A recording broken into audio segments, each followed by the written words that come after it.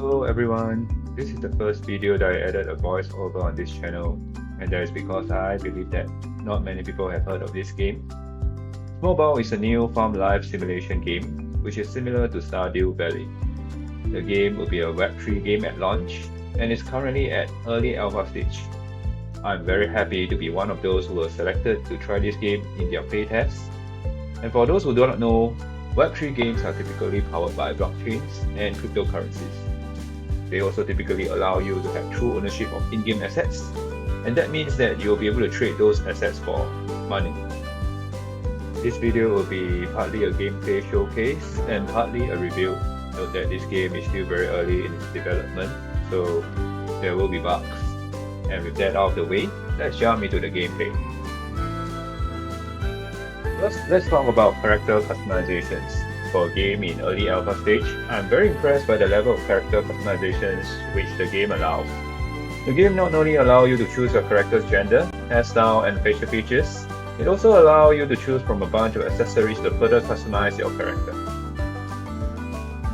Since this is a farming simulation game, this is what I end up with. How do you like it? Next, let's talk about the most important aspect of farming simulation game, farming crops.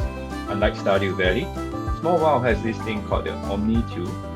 By holding the Alt key, the tool wheel will pop up and you can then choose the tool you want to use.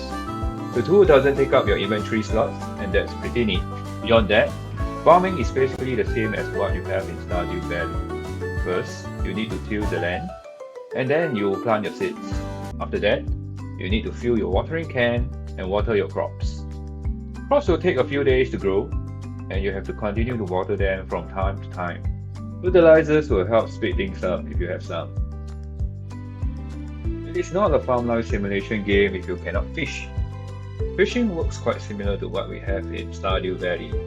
Cast your fishing rod at any fishing spots, and you can start fishing. And just like Stardew Valley, fishing can get a little frustrating at times.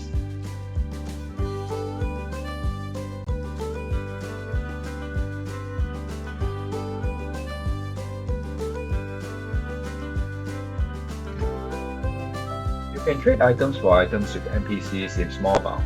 It seems like there is no concept of money in this game, at least not for now. I think what is interesting is that different NPCs value items differently. For example, the NPC that I'm trading with now likes fish, and she is willing to trade some of her items for my fish.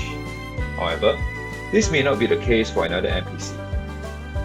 In addition, different NPCs hold different items, so you will need to trade with different NPCs in order to get what you need to complete the various quests.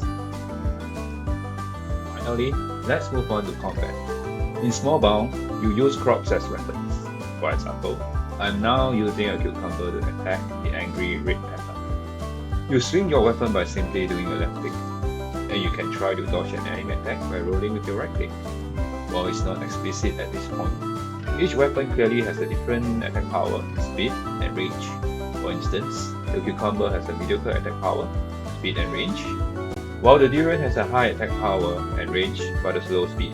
I'm sure more weapons will be added to the game at launch, and I'm looking forward to that. This is not exactly a review, but here are some thoughts I have after going through the playtest. I think farming and fishing mechanics are quite well polished already, and there isn't really much you can innovate except for adding more crops and fishes. Trading is an interesting mechanics for the game, but I think the game will benefit by having an in-game currency and shops for players to buy some essential items. The UI is still buggy, and the most frustrating part for me are the inventory slots. There are numerous times where I changed the order of my items, but the change was not reflected, and I had to restart the game to fix it. I think these are pretty basic stuff that needs to be fixed real quick. Combat is another thing which I think needs more polishing. At times I failed to dodge even though I have spammed my right clicks, and sometimes I triggered dialogues while I'm in combat. I think all these can probably be resolved in the next update. Overall, the playtest was quite enjoyable, and I spent about 3 hours to complete the available quests. It certainly still feels a little raw and buggy for now, but that is because it's still in early alpha, and I do see the potential of it becoming a really fun game at launch. And that is the end of the video. If you enjoyed it, do consider giving a like, subscribe, and stay tuned for the next one. Thanks and goodbye.